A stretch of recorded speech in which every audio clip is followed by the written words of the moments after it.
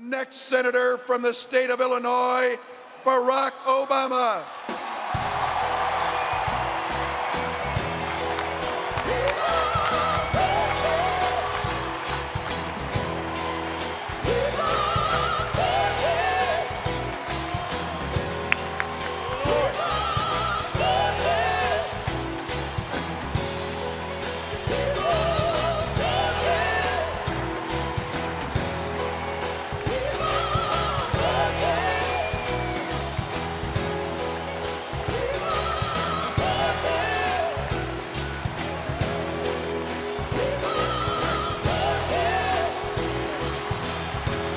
Thank you so much.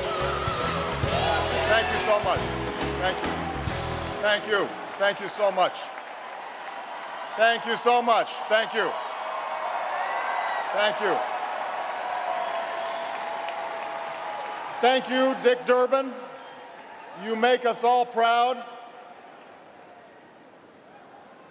On behalf of the great state of Illinois, crossroads of a nation, land of Lincoln, let me express my deepest gratitude for the privilege of addressing this convention. Tonight is a particular honor for me because, let's face it, my presence on this stage is pretty unlikely. My father was a foreign student, born and raised in a small village in Kenya. He grew up herding goats, went to school in a tin roof shack. His father, my grandfather, was a cook, a domestic servant to the British. But my grandfather had larger dreams for his son. Through hard work and perseverance, my father got a scholarship to study in a magical place, America, that shone as a beacon of freedom and opportunity to so many who had come before. While studying here, my father met my mother. She was born in a town on the other side of the world, in Kansas.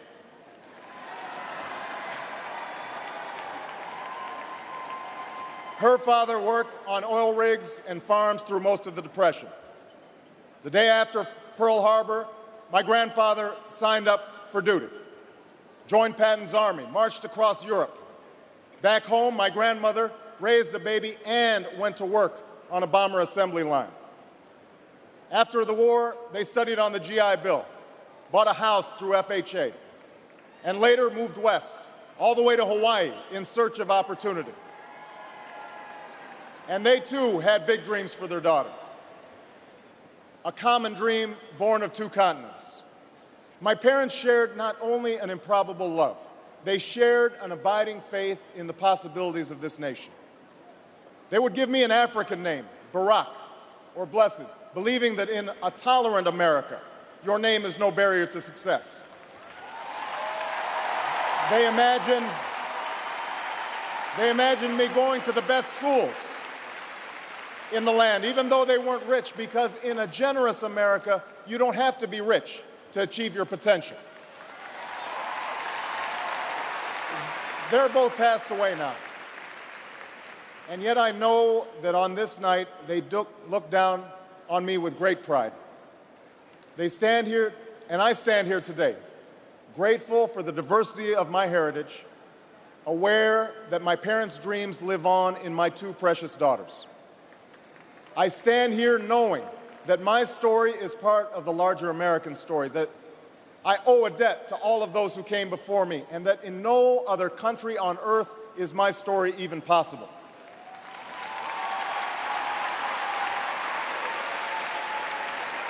Tonight, we gather to affirm the greatness of our nation, not because of the height of our skyscrapers or the power of our military or the size of our economy. Our pride is based on a very simple premise, summed up in a declaration made over 200 years ago. We hold these truths to be self-evident, that all men are created equal, that they are endowed by their Creator with certain inalienable rights, that among these are life, liberty, and the pursuit of happiness. That is the true genius of America.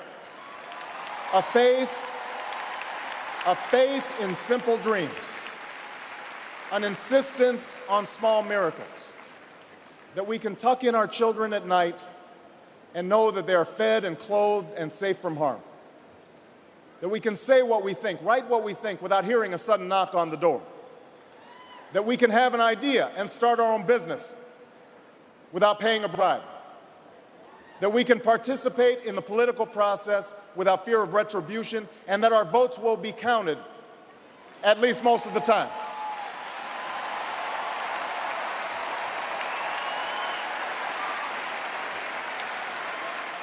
This year, in this election, we are called to reaffirm our values and our commitments, to hold them against a hard reality, and see how we're measuring up to the legacy of our forebears and the promise of future generations.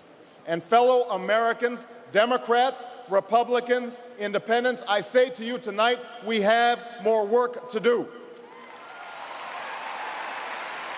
More work to do for the workers I met in Galesburg, Illinois, who are losing their union jobs at the Maytag plant that's moving to Mexico, and now are having to compete with their own children for jobs that pay $7 an hour.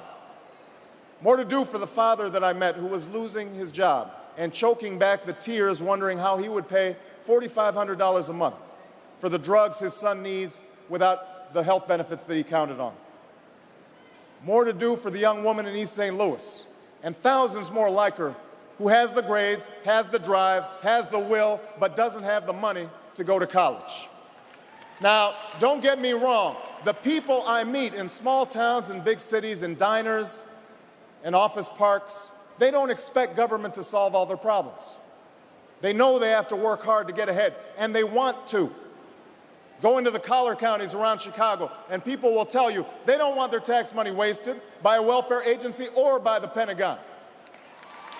Go into any inner city neighborhood, and folks will tell you that government alone can't teach our kids to learn. They know that parents have to teach, that children can't achieve unless we raise their expectations and turn off the television sets and eradicate the slander that says a black youth with a book is acting white. They know those things.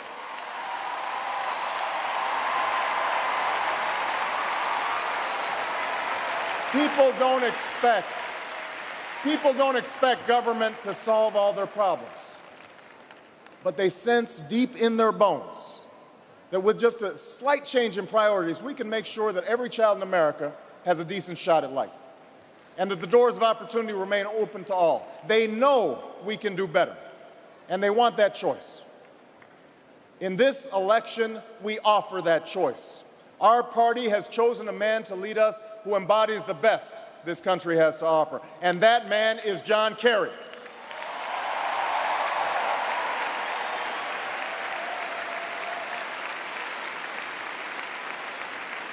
John Kerry understands the ideals of community, faith, and service because they've defined his life. From his heroic service to Vietnam, to his years as a prosecutor and lieutenant governor, through 2 decades in the United States Senate, he's devoted himself to this country. Again and again, we've seen him make tough choices when easier ones were available. His values and his record affirm what is best in us. John Kerry believes in an America where hard work is rewarded. So instead of offering tax breaks to companies shipping jobs overseas, he offers them to companies creating jobs here at home. John Kerry believes in an America where all Americans can afford the same health coverage our politicians in Washington have for themselves. John Kerry believes in energy independence, so we aren't held hostage to the profits of oil companies or the sabotage of foreign oil fields. John Kerry believes in the constitutional freedoms that have made our country the envy of the world, and he will never sacrifice our basic liberties, nor use faith as a wedge to divide us.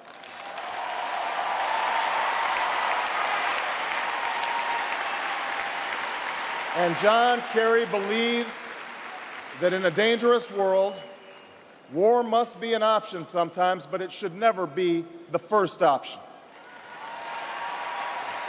You know, a while back, I met a young man named Seamus in a VFW hall in East Moline, Illinois.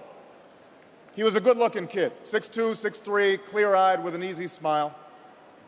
He told me he joined the Marines and was heading to Iraq the following week. And as I listened to him explain why he'd enlisted, the absolute faith he had in our country and its leaders, his devotion to duty and service, I thought, this young man was all that any of us might ever hope for in a child. But then I asked myself, are we serving Seamus as well as he's serving us?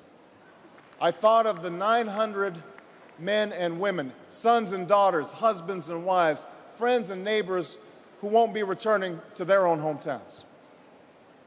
I thought of the families I'd met who were struggling to get by without a loved one's full income, or whose loved ones had returned with a limb missing or nerves shattered, but still lacked long-term health benefits because they were reservists. When we send our young men and women into harm's way, we have a solemn obligation not to fudge the numbers or shade the truth about why they are going, to care for their families while they're gone, to tend to the soldiers upon their return, and to never, ever go to war without enough troops to win the war, secure the peace, and earn the respect of the world.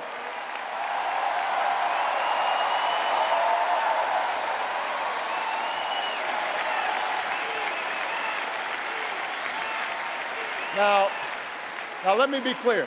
Let me be clear. We have real enemies in the world.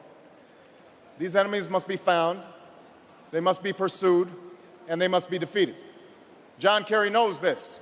And just as Lieutenant Kerry did not hesitate to risk his life to protect the men who served with him in Vietnam, President Kerry will not hesitate one moment to use our military might to keep America safe and secure. John Kerry believes in America, and he knows that it's not enough for just some of us to prosper.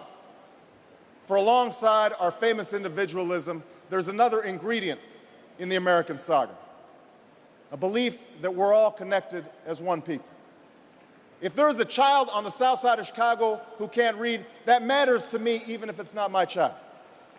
If there's a senior citizen somewhere who can't pay for their prescription drugs and having to choose between medicine and the rent, that makes my life poor even if it's not my grandparent.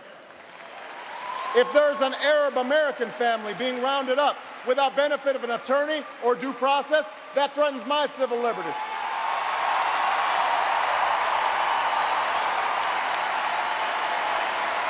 It is that fundamental belief. It is that fundamental belief, I am my brother's keeper, I am my sister's keeper, that makes this country work. It's what allows us to pursue our individual dreams and yet still come together as one American family. E pluribus unum, out of many, one. Now, even as we speak, there are those who are preparing to divide us. The spin masters, the negative ad peddlers, who embrace the politics of anything goes. Well, I say to them tonight, there is not a liberal America and a conservative America. There is the United States of America. There is not a black America and a white America and Latino America and Asian America. There's the United States of America.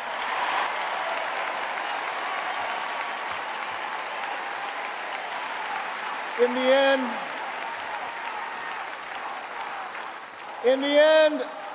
end, that's what this election is about. Do we participate in a politics of cynicism, or do we participate in a politics of hope? John Kerry calls on us to hope. John Edwards calls on us to hope. I'm not talking about blind optimism here, the almost willful ignorance that thinks unemployment will go away if we just don't think about it, or healthcare crisis will solve itself if we just ignore it. That's not what I'm talking about. I'm talking about something more substantial. It's the hope of slaves sitting around a fire singing freedom songs, the hope of immigrants setting out for distant shores, the hope of a young naval lieutenant bravely patrolling the Mekong Delta, the hope of a mill worker's son who dares to defy the odds, the hope of a skinny kid with a funny name who believes that America has a place for him too.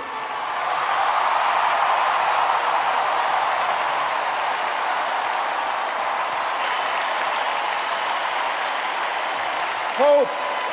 Hope in the face of difficulty. Hope in the face of uncertainty. The audacity of hope. In the end, that is God's greatest gift to us, the bedrock of this nation. A belief in things not seen.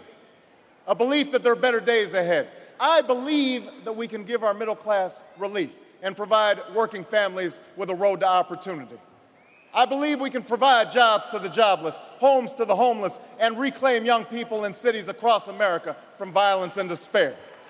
I believe that we have a righteous wind at our backs, and that as we stand on the crossroads of history, we can make the right choices and meet the challenges that face us. America, tonight, if you feel the same energy that I do, if you feel the same urgency that I do, if you feel the same passion that I do, if you feel the same hopefulness that I do, if we do what we must do, then I have no doubt that all across the country, from Florida to Oregon, from Washington to Maine, the people will rise up in November, and John Kerry will be sworn in as president, and John Edwards will be sworn in as vice president, and this country will reclaim its promise, and out of this long political darkness, a brighter day will come. Thank you very much, everybody. God bless you. Thank you.